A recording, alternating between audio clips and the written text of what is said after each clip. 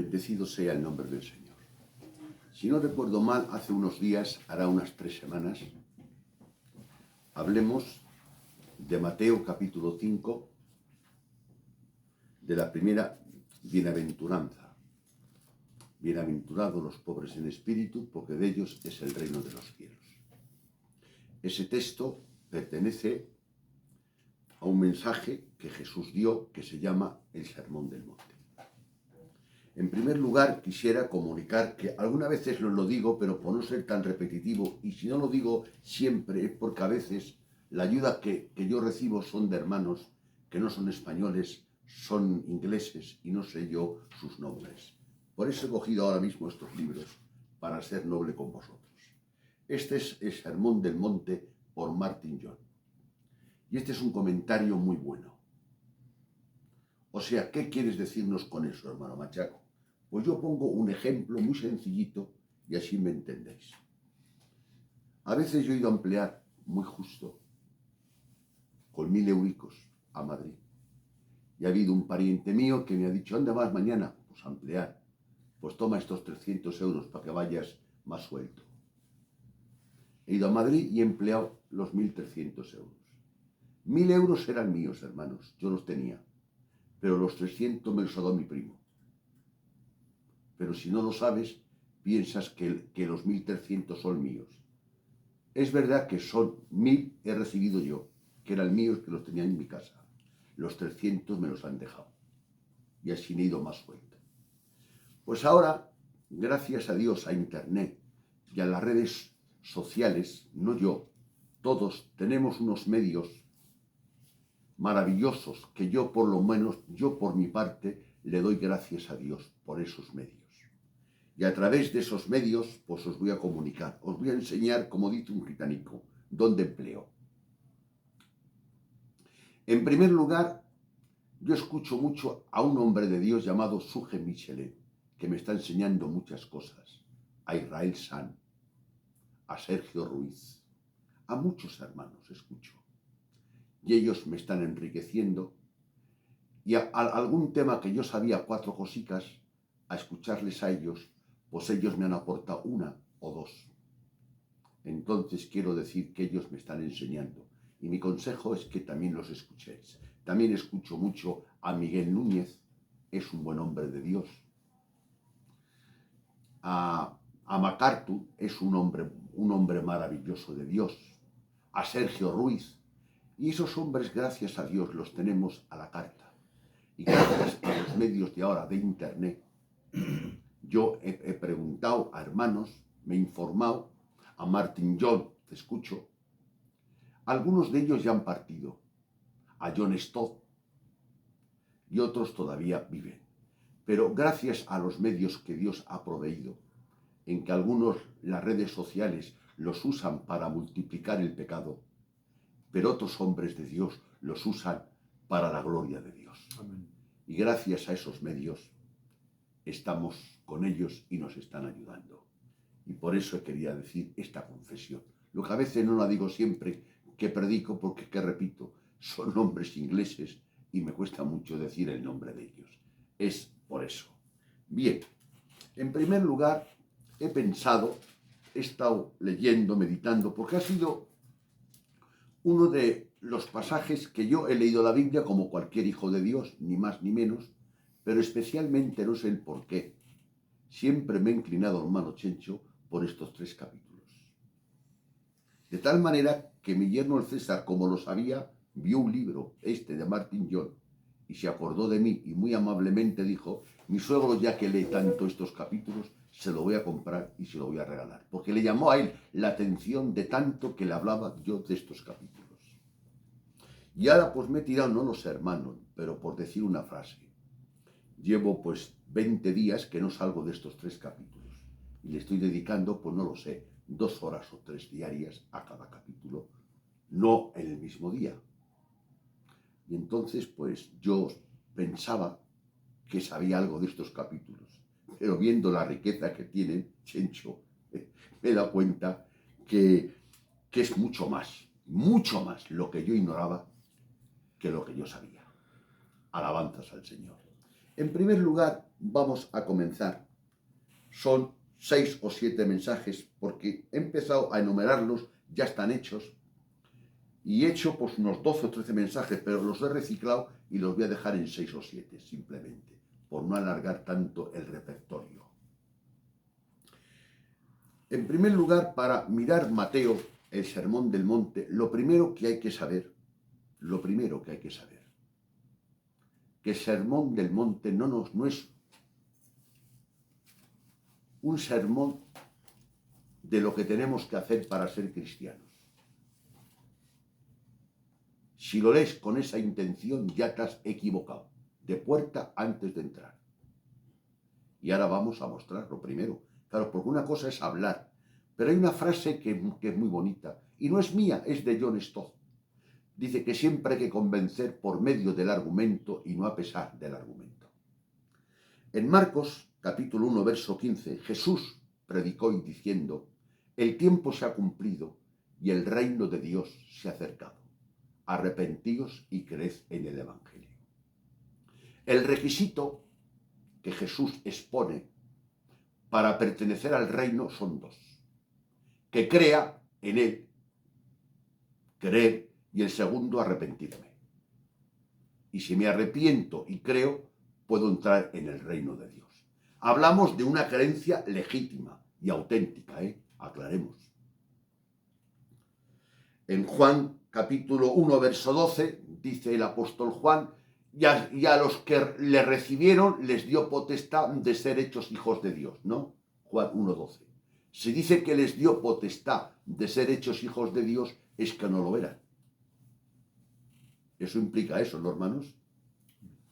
Entonces, los que hemos creído que Jesucristo es el Hijo de Dios, lo que hemos creído que estábamos perdidos y que la única salvación que teníamos es Jesucristo y que Jesucristo ha muerto por nuestros pecados, y si hemos creído con una fe genuina y auténtica, pertenecemos al reino de Dios. Alabanzas al Todopoderoso. Ya no sé, hermanos, que nadie puede creer y nadie se puede arrepentir si no hay una intervención divina.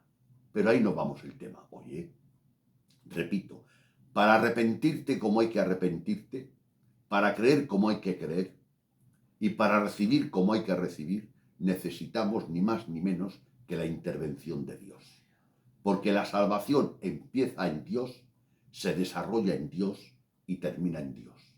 Y alabado sea el nombre de Jesucristo, el autor de la salvación. Amén. Alabanzas al Todopoderoso.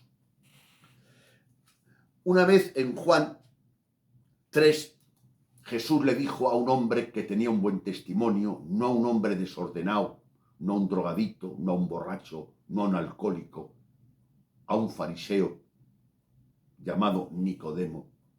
Le dijo: Nicodemo, si no naces de nuevo, no entras en el reino de los cielos. O sea que para pertenecer, hermanos, al reino de los cielos, tienes que nacer de nuevo. Y el nacimiento de nuevo es un acto divino, no es un proceso. Es un acto que Dios lo hace en solitario. Bendito sea el nombre del Señor. Dios nos ha hecho nacer de nuevo, nos ha dado vida estando muertos en delitos y pecados.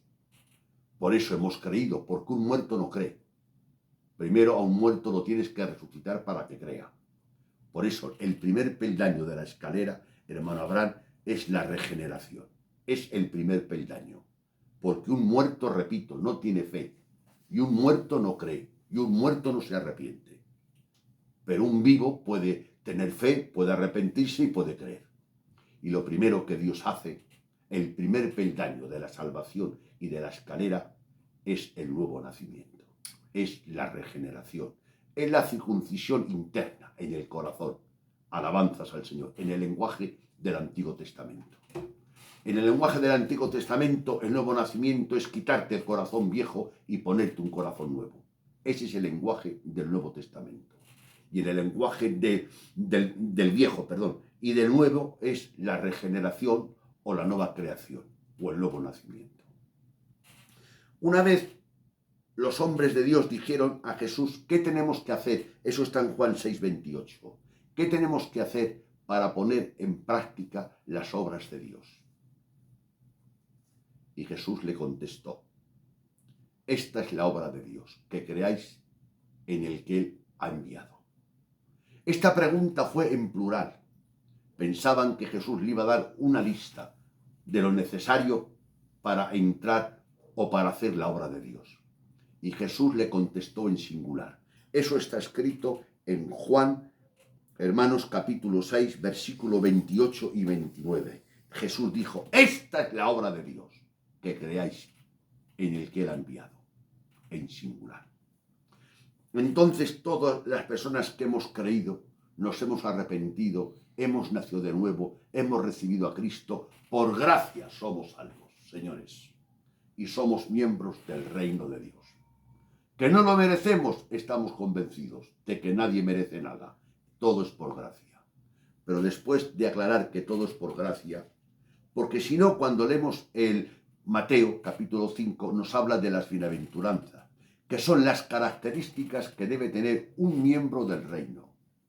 No es lo que tiene que hacer un hombre para pertenecer al reino, no. Son las características que debe tener uno del reino. Ahora, que esas características haya un crecimiento, haya un desarrollo, pues claro que lo hay, hermanos.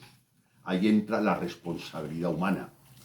Yo he recibido a Cristo, yo soy miembro del reino de Dios, y tú te esfuerzas, oras, lees, te rindes a los pies de Dios y cada día te vas esforzando más, y a medida que te vas rindiendo ante la presencia del Señor, a esa medida las bienaventuranzas, que se podían decir los frutos del Espíritu Santo, van floreciendo en tu vida.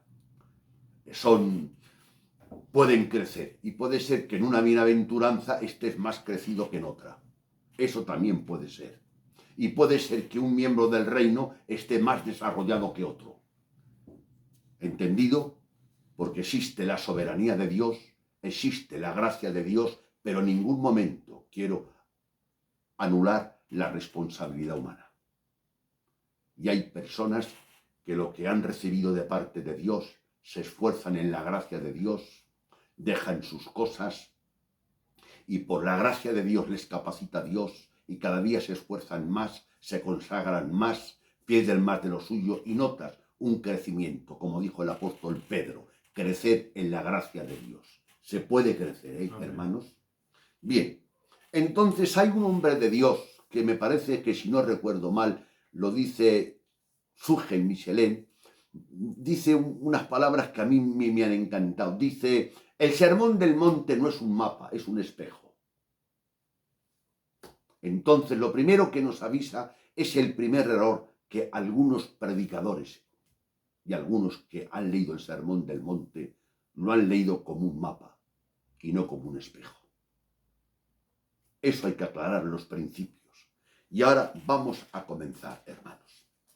El Sermón del Monte lo componen 3 capítulos, pero yo voy a hacer algo que a lo mejor no es muy correcto. Empecé con el primero y ahora voy a terminar con el último. ¿Por qué? Porque hacerlos y a reciclarlos, cuando me han llamado, me han pillado haciendo este. Y es el que tengo en el corazón. Entonces sé que dejo muchos huecos, pero si Dios quiere vamos a dar más y vamos otro día a llenarlos. Mateo capítulo 7. En Mateo capítulo 7 se puede decir que aquí Jesús aterriza con su sermón. Repito, en Mateo capítulo 7 se puede decir que Jesús aterriza con su sermón. Por ejemplo, en Mateo capítulo 7 habla de 2 puertas, el contraste. En Mateo capítulo 7 habla de 2 caminos, el contraste, camino ancho, camino estrecho. En Mateo capítulo 7 habla de 2 árboles, el que da fruto y el que no da fruto. En Mateo capítulo 7 habla de las 2 casas, la que está en la arena, la que está en la roca. ¿Os dais cuenta? Está llena ese capítulo de contrastes.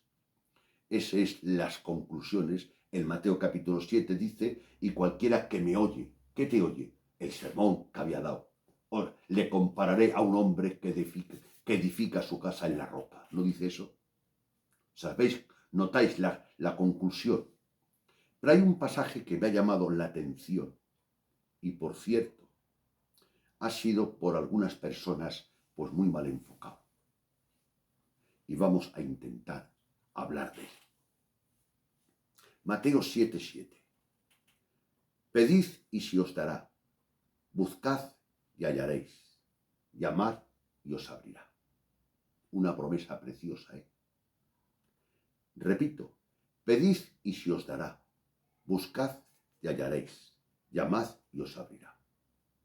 Y como Jesús era un predicador que concretaba, Chencho repite Jesús ahora. Porque todo aquel que pide, recibe. El que busca, halla. Y el que llama, se le abra.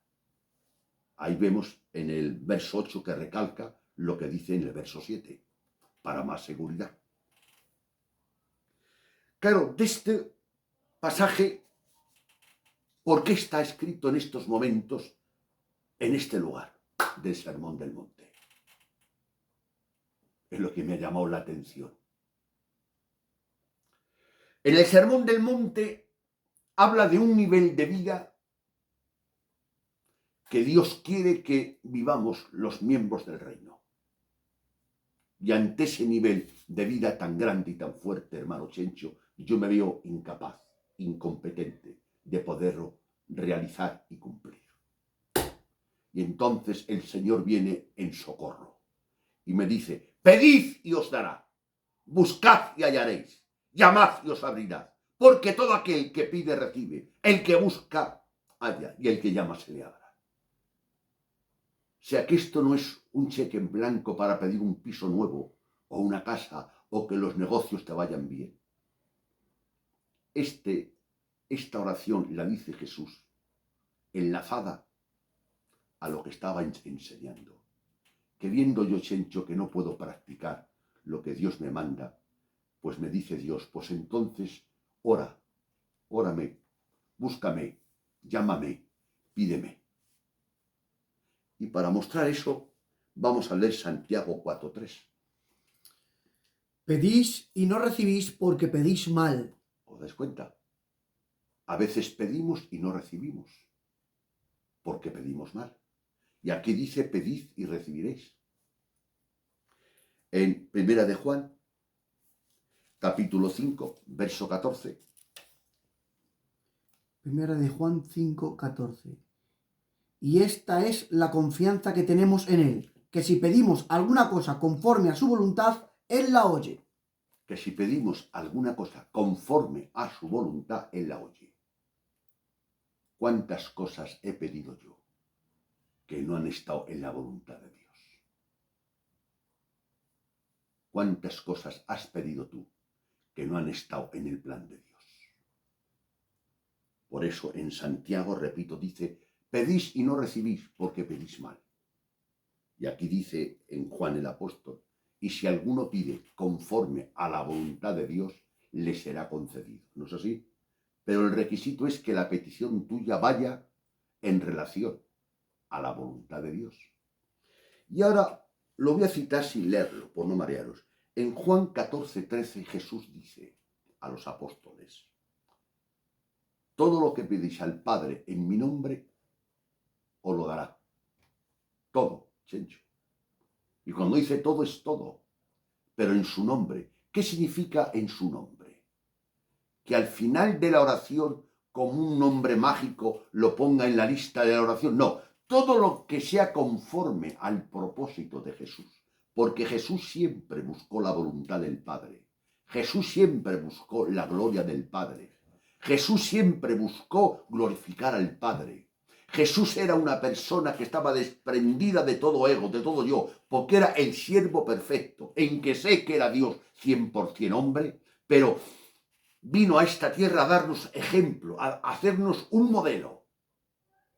Y él cuando oraba que decía, Padre, no sea mi voluntad, sino tu voluntad. Entonces cuando me dice que cuando ore y en la oración ponga el nombre de Jesús, ¿a qué se refiere poner el nombre de Jesús? A que tenga orando el deseo que tenía Jesús. ¿Qué deseo tenía Jesús orando? ¿Qué sentimientos tenía Jesús orando al Padre, hermanos? Pero si de ahí, hermanos, cogemos esa promesa aislada y decimos, Jesús ha dicho que todo lo que pidamos al Padre en su nombre, que nos lo da. Pues yo le voy a pedir un coche, pues yo le voy a pedir puesto, pues yo le voy a pedir salud, pues yo le voy a pedir esto. Que le puedes pedir cosas y Dios te las puede conceder, pero ahí no va el texto. Entonces, hermanos, las peticiones deben ir en conformidad a la voluntad de Dios y todo lo que pidas sea para la gloria de Dios y todo lo que hagas sea para la gloria de Dios y siempre buscando la gloria de Dios. Y ahora, repito, los apóstoles habían escuchado una cosa llamada el juicio. ¿Dónde? Mateo 7, 1 y 2. Estamos leyendo solamente Mateo 7, saltamos textos, pero vamos a Mateo 7, porque la Biblia se interpreta con la Biblia, y el texto hay que interpretarlo con el texto anterior o el texto posterior. Mateo 7. 1 y 2. No juzguéis para no ser juzgados, porque como el juicio con que juzgas, serás juzgado. Ya está. No juzguéis para no ser juzgados, porque con el juicio con que juzgas serás juzgado. Y sigue el otro, al favor. Sí. Y con la medida con que midáis, os será medido. ¿Ahí de qué está hablando? ¿De juicio, sí o no? No juzguéis para que no seáis juzgados. Y con la medida que mides te será medido. Cuando Jesús está hablando contra el afán, contra la ansiedad, no haceros tesoros en la tierra, sino tesoros en el cielo, y todo eso estaba poniendo lo que era el listón muy alto. Y entonces hay algo. ¿Quién practica eso? ¿Quién puede hacer eso, hermanos? Por eso hay un mensaje que tengo en YouTube que le puse por el título El detonante. La gracia es el detonante de la transformación y de la buena conducta. La gracia. Porque la gracia que dice que salva y no transforma me suena a lata. La gracia que convierte, salva y transforma. Que luego tenga que ser más transformado en la doctrina llamada la santificación progresiva, estamos de acuerdo. Porque en esta tierra, hermano Emilio, la santificación no es un logro, es un proceso continuo y permanente. Como dijo Pablo, cada día muero, cada día muero, cada día muero, cada día muero. Siempre hay algo. Y ahora volvemos otra vez a la petición, Mateo 7:7. Pedid y os dará, buscad y hallaréis, llamad y os abrirá. Porque todo aquel que pide recibe, el que busca halla y el que llama se le abre. Cogemos estos textos ahora y nos podemos a pedir por nuestras necesidades temporales. Que no es malo, hermanos. Si tengo un hijo enfermo, pedirle que Dios lo visite, no es malo. Si tengo una necesidad y pedirle a Dios, por favor, que me socorra, no es malo. Pero que yo no voy a eso, voy a la interpretación del texto. Que el texto no va ahí. La intención del texto no va ahí. Pues, ¿qué es lo que me manda Dios pedir, buscar y llamar? ¿Qué es lo que me manda? Pues que viendo Dios que no soy capaz de practicar lo que Él me manda, me dice, pídeme. Yo que te mando, te digo que a mí me pidas. ¿Y sabes lo que le he pedido hoy? Tu gracia me capacite para honrarte más. Tu gracia me capacite para agradarte más. Vengo a pedirte, vengo a buscarte, vengo a llamarte, a que me conviertas mejor, Señor. Vengo a pedirte, vengo a llamarte, a que me ayudes a morir cada día. Vengo a pedirte, vengo a llamarte, vengo a rogarte, vengo a suplicarte, a que me ayudes a parecerme más a ti. Por favor, vengo a pedirte, vengo a buscarte, vengo a llamarte, a que me ayudes a ofenderte menos y a agradarte más. ¡Ahí va! ¿Entendéis ahora pedid y os dará, buscad y hallaréis. Pero como esto lo hemos descuidado. Claro, ahora, si hablo yo de practicar, suena que estoy predicando de que somos salvos por obras y somos salvos por gracia. Para no dar lugar a eso, voy a citar dos textos. Efesios, Abraham, por favor, capítulo 2, verso 8 y 10. Libro de los Efesios, tío.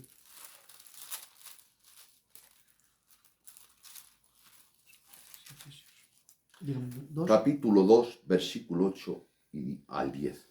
Sí. Porque por gracia sois salvos por medio de la fe. Amén. Por gracia sois salvos, primero.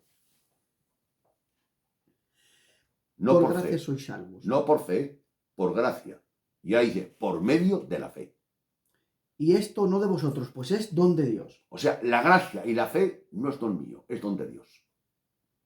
Ahí hablamos de pura gracia y de la soberanía de Dios. Pero seguimos. No por obras para que nadie se gloríe, porque somos hechura suya, creados en Cristo Jesús para buenas obras, las cuales Dios preparó de antemano para que anduviésemos en ellas. O sea, que Dios preparó, o sea, nos ha salvado y nos ha preparado unas obras de antemano. Ah, es para que ande él. No, es para que andes tú. Allenta la responsabilidad humana. Eres salvo, soy salvo, somos salvos por gracia, por medio de la fe y no por obras. ¿De acuerdo, Emilio? Pero si ese texto es bíblico, el otro texto también está en la Biblia, hermanos. Somos una nueva creación que nos ha creado para, dice el por qué, ¿para qué? ¿Por qué? ¿Para qué? Para buenas obras, para buenas obras, para buenas obras. Y a veces tanto respaldamos la gracia que las obras están a 1000 kilómetros de nosotros. O a veces apoyamos tanto la obra que quitamos la gracia. Y eso, hermanos, es una cuerda floja, que es muy fácil irte a un lado o irte al otro. Es lo más fácil del mundo. En mi vida, irme a un lado, irme a otro. Y en mi propia predicación, poner tanto énfasis en la gracia que descuide las obras. O poner tanto énfasis en las obras que descuide la gracia. Somos salvos por gracia, quede claro. Por medio de la fe. Y eso no es obra nuestra, es obra de Dios. ¿De acuerdo? Pero Dios dice, ¿para qué te he salvado? Hay otro texto en Corintios que lo voy a citar. Para que ya no vivas para ti, para que vivas para mí. El motivo por el cual Dios te ha salvado, Chencho, es para que no vivas para ti, sino para que vivas para Él. Y estás quebrantando el propósito por el cual Dios te ha salvado. Con eso disculpa que soy salvo por gracia. Claro que eres salvo por gracia, pero a la misma vez que citas que eres salvo por gracia, estás quebrantando, rompiendo el modelo por el cual Dios te ha salvado, por el cual Dios te ha creado, para que vivas para Él y para su gloria. El hombre somos egocéntricos y Dios quiere que seamos cristocéntricos. Y Santiago, que creía el apóstol Santiago, que somos salvos por gracia, cuidado, Pero mirad que dice Santiago capítulo 2, versos 19 y 20. ¿Tú crees que Dios es bueno? Bien haces. También los demonios creen y tiemblan. Mas ¿quieres saber, hombre vano, que la fe sin obras es muerta? Habrá un juicio de premios y de galardones por tu fidelidad y por tu consagración hacia Dios, porque la gracia te ha capacitado para eso. Pero a la misma vez, en ese juicio habrá un juicio que las obras determinen si mi fe era auténtica o era falsa. En otras palabras, somos salvos por gracia y somos juzgados por obras. Cuidado, que parece que me contradigo. No me estoy contradiciendo. Soy salvo por gracia, por la sangre de Cristo soy salvo, pero seré juzgado por obras. Y dice Santiago, tú crees que Dios es uno. Bien haces, los demonios creen y tiemblan. Mas ¿quieres saber, hombre vano, que la fe sin obra es muerta, que no sirve para nada? La fe auténtica obedece. La fe auténtica obedece y la fe falsa desobedece. Ahora, que mi obediencia no sea perfecta, de acuerdo. Mi obediencia es imperfecta, hermanos. En el cielo será perfecta. Pero ya que mi obediencia es imperfecta, pero que sea sincera, ¿no os parece? Es que repito y recalco, es que es muy importante.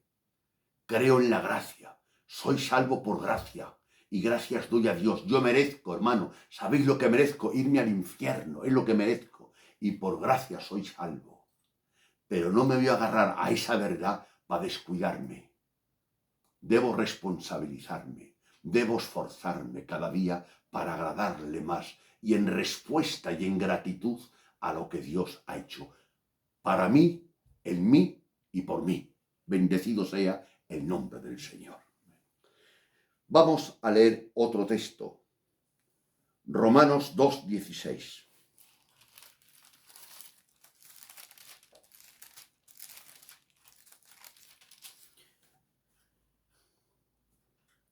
En el día en que Dios juzgará por Jesucristo los secretos de los hombres conforme a mi evangelio. En el día que Dios juzgará los secretos de los hombres, conforme a mi evangelio. O sea, que es una doctrina evangélica. Eso es el evangelio, conforme a mi evangelio. Eso dijo Pablo. O sea, en el evangelio que predicaba Pablo, inspirado por el Espíritu Santo, dice que habrá un juicio que va a revelar tus obras y mis obras. Y esas obras van a manifestar sin fe, era auténtica o era falsa, era genuina o no era genuina. Y dice que seremos juzgados conforme, es una palabra clave ahí, conforme el Evangelio, conforme el Evangelio. Ahora repito y perdonadme que sea tan repetitivo. No somos salvos por obra, somos salvos por gracia, quede claro. Pero seremos juzgados por obras. Ese es un problema que tenemos que no hemos entendido algunos.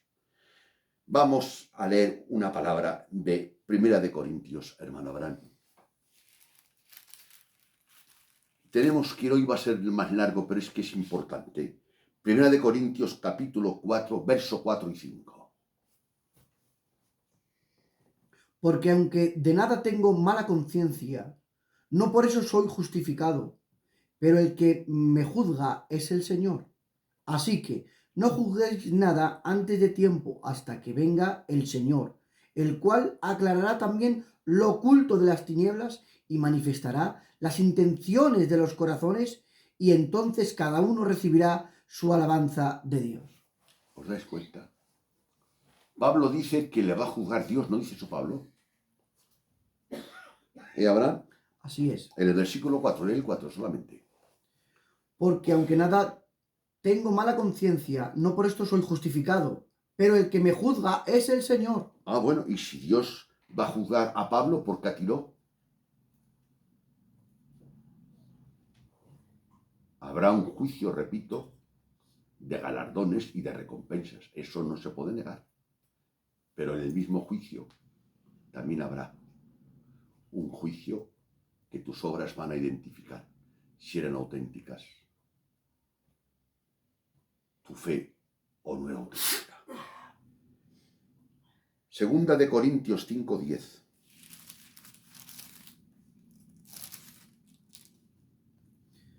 Porque es necesario que todos nosotros compadezcamos ante el tribunal de Cristo, para que en cada uno reciba según lo que haya hecho mientras estaba en el cuerpo, sea bueno o sea malo. ¿Se incluye Pablo ahí? Sí, ¿verdad? Así es. ¿Y tú no te incluyes? O sea, que a Pablo se incluye y tú no. El texto habla por sí solo. Y Hebreos 9:27. un texto citado por todo el mundo, pero sin pensarlo. Y de la manera que está establecido para los hombres que mueran una sola vez y después de esto el juicio. La primera cara que voy a ver yo cuando muera es la de Dios. Por así decirlo, ya sé que Dios es invisible y a Dios en sí no hay quien lo vea, ya me entendéis, pero en Cristo habrá un juicio. Y ahí no me va a acompañar ni la misión que pertenezco, ni la mujer, ni los hijos, ni mis primos que les quiero mucho, ni nadie. Ahí estaré a solas con Dios y Dios conmigo. Tengo una cita con Dios, hermanos.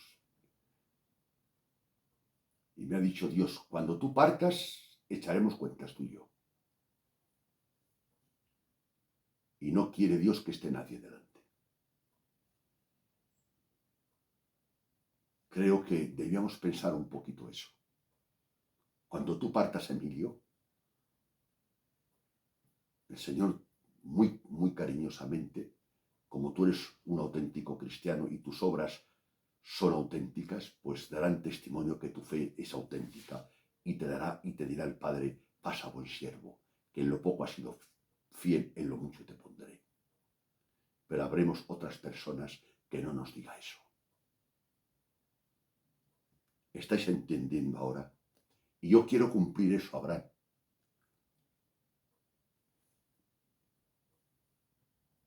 ¿Cómo podemos vivir conforme a esas normas? Hay una palabra que dice Pablo en Corintios 2:16, segunda de Corintios.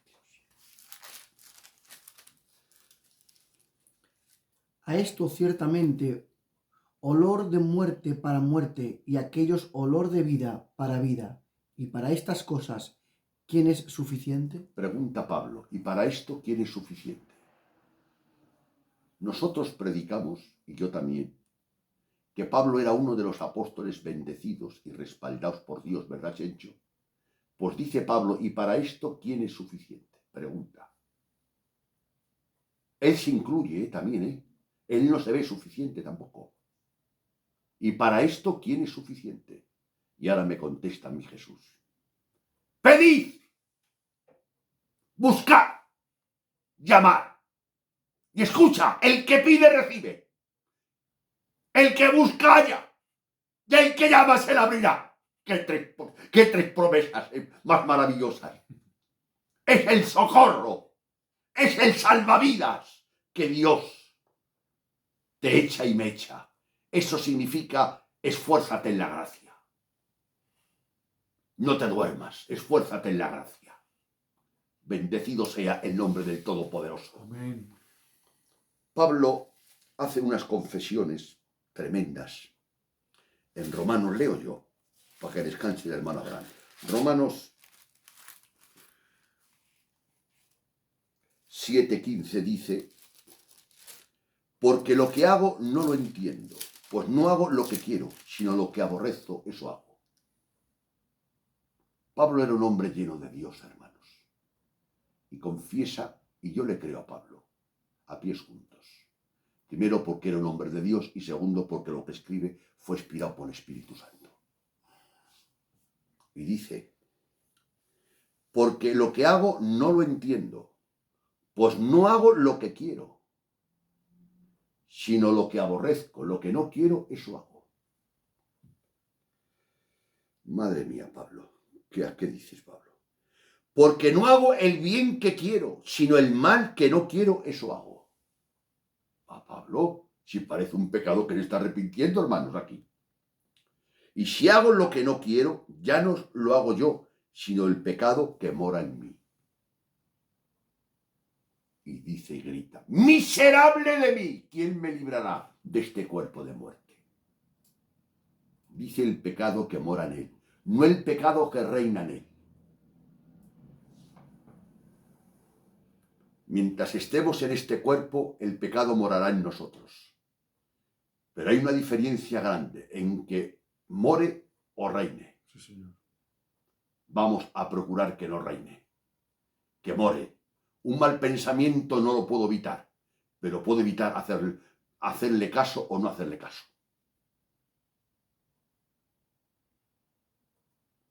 Ya hay muchos textos que podíamos. Y luego dice en Romanos, ahora pues ninguna condenación hay para los que están en Cristo. ¿Os das cuenta el aliento que da Pablo? Ahora ninguna condenación hay. ¿Para quién no hay condenación, Emilio? ¿Para quién no hay condenación? Para los que están en Cristo. ¿Y los que no están en Cristo? Para eso sí.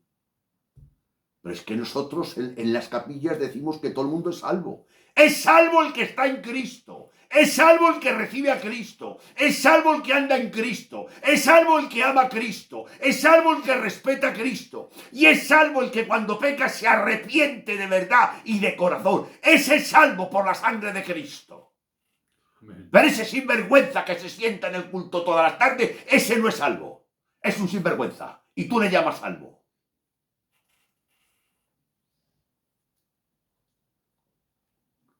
Ahora pues ninguna condenación hay. ¿Para quién? Para los que están en Cristo. ¿No, Chencho? El que está en Cristo es salvo, yo lo creo.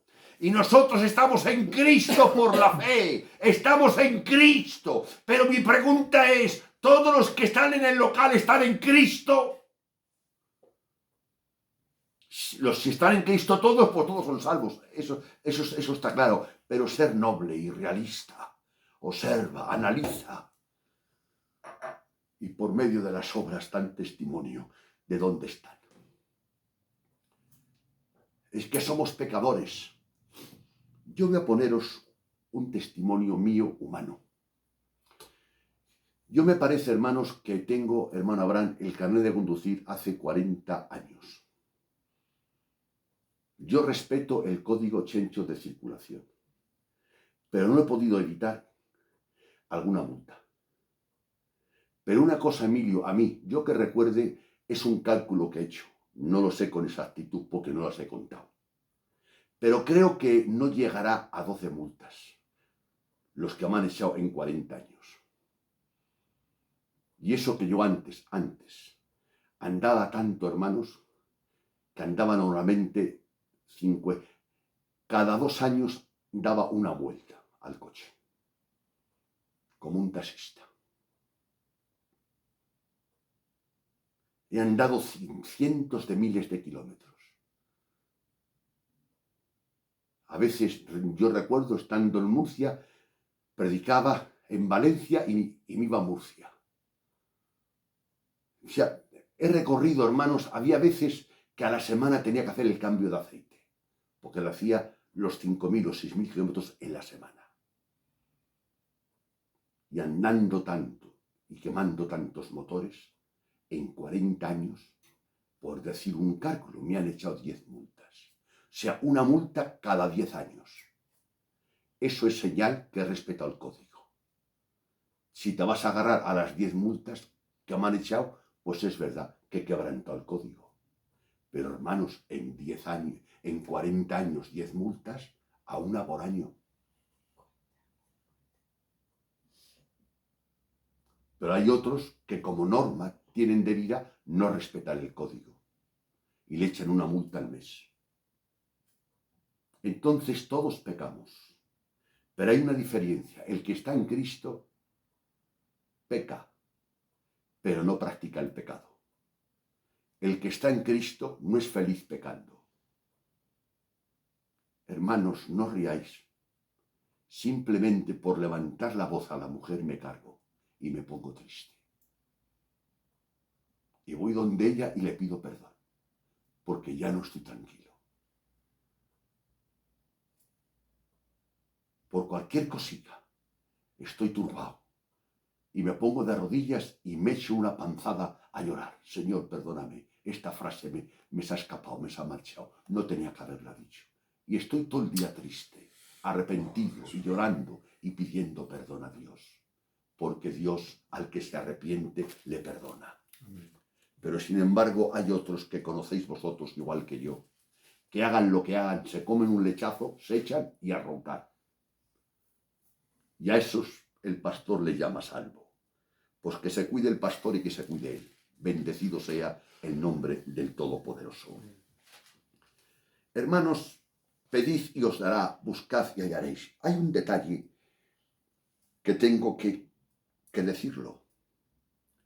Pedid y os dará, buscad y llamad. ¿Sabes, Chencho, que es un imperativo? Es un imperativo. Y yo pregunto, Señor Jesús, si es una promesa, ¿para qué me la dices como un imperativo? ¿Por qué eres tan malo? Que si te lo digo como promesa, no lo haces. O sea que Dios manda al sediento, te mando que bebas agua. Porque si no, no bebes. Y Dios manda al hambriento, hambriento, ¿tienes mucha hambre? Sí, pues yo te mando y yo te ordeno que comas. Viendo Dios mi rebeldía, ve que no es suficiente. Con que tenga sed y con que tenga hambre. Y con la promesa, no es suficiente. ¿Cómo me conoce Dios? Y Dios da la promesa a Abraham en imperativo. Te manda, te ordena, te exige. Abraham, pide, busca, llama. No es una promesa, es un imperativo. Te lo ordeno yo. Que como no pidas, no llames y no busques, no vas a recibir la fuerza necesaria para poder practicar mis mandamientos. Es un mandamiento, hermanos. Es un imperativo. A eso me ha llamado la atención a mí. Pero Señor, pero si es una promesa. Y siendo una promesa, ¿para qué lo dices como un mandamiento? Porque te conozco. Que cuando tengas pocas ganas de orar, recordarás, Chencho, es que me manda Dios orar. Y vas a orar no por la promesa, sino por el mandamiento. Bendito sea Dios, qué malo soy, Señor. Y cuando tenga sed, que no tenga ganas de leer la Biblia, Dios me manda a leer la Biblia. Me manda a llamar, pedir, buscar. A mí hay muchos teólogos que separan esas tres frases. Es verdad que se pueden separar, qué significa pedir, buscar, pero realmente para mí es una manera de recalcar Dios lo que dice. Pedir es es una petición que expreso con mi boca, pedir. Y buscar es algo que hago con mi voluntad, que busco lo que pido. Pero a veces, Emilio, pedimos y no buscamos lo que pedimos. Y cuando encuentres la calle y el número, y te encuentres la puerta cerrada, dice Dios, no te vuelvas, llama. Que te hago una promesa, que si llamas te abro. Señor. Y hay otro detalle que quisiera cerrarlo, pero es que es un imperativo presente y continuo. ¿Sabe lo que significa presente y continuo? Que Dios te manda el lunes, el martes, el miércoles, el jueves, el sábado, el domingo. O sea, que toda mi vida. ¿Qué dices, Padre? A ver, explícame esto, vamos a concretar, no siendo que hable y no concrete.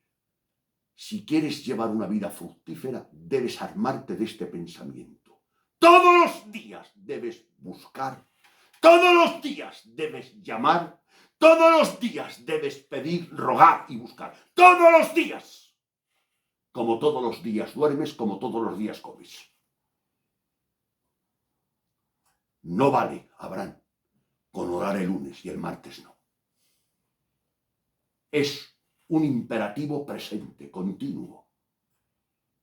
Pero repito, lo que me ha llamado la atención es eso. Y ahora entenderéis, en el capítulo 7, y muchos me dirán en aquel día, Señor, Señor, no profetizamos en tu nombre, y en tu nombre echamos fuera demonio, y en tu nombre hicimos milagros. Y entonces les declararé, nunca os conocí, apartaos de mí, hacedores de maldad. Eso está, Chencho, en el mismo capítulo. ¿Os dais cuenta? Ayer, hablando con mi mujer, le dije, mujer, vamos a esforzarnos cada día más por agradar al Señor. Tanto tú como yo llevamos en el Señor, o pensamos que llevamos en el Señor, desde los 16 años. Ya somos mayores. Todo es mejorable, Abraham. Mujer, vamos a orar. Y nos pusimos a orar y le pedimos los dos. Venimos a pedirte, venimos a buscarte, venimos a llamarte, a que tu gracia nos capacite a practicar los mandamientos, porque digo como Pablo, ¿quién es suficiente para esto? Señor, sin esa ayuda no puedo practicar. Entonces, hermanos, este es el secreto de la derrota. Que Dios te da la provisión y no la usas. Dios te ha dicho, date cuenta, y voy a terminar ya. De verdad que me quedo con ganas porque hay para un buen rato más. Pedid y os dará. Buscad y hallaréis. Llamad y os abrirá. Y ahora Dios recalca, porque todo aquel que pide recibe, el que busca halla y el que llama se le abrirá. ¡Qué promesa más fantástica, más grande! Pero esta promesa va en imperativo, en mandamiento, y en mandamiento presente, continuo. Ya sabéis que una vez os prediqué que una cosa es una cosa narrativa y otra cosa es un imperativo. Cuando Dios manda en Juan 15 dar fruto, es narrativo. Y cuando Dios manda permanecer, es imperativo. Porque a una rama le mandas dar fruto y no puede dar fruto, si no está en el árbol. Por eso la permanencia en el árbol, Dios usa el imperativo. Y luego el narrativo lo usa para dar fruto. Porque ¿qué adelantamos, Emilio, a una rama que está cortada hace un mes en el suelo, gritarle, vocearle y mandarle que dé fruto? ¿Puede dar fruto? Sabiéndolo Dios, que lo sabe Dios todo, lo primero que hace Dios es un imperativo, permanecer en mí y yo en vosotros. Y luego dice, dar fruto. Pero el dar fruto es narrativo y el permanecer en él es imperativo. Y esto es un triple mandamiento. Pedid, buscad y haréis. Triple. Y es triple promesa. Que Dios nos ayude a agarrarnos a estos recursos. Y gracias por vuestra atención.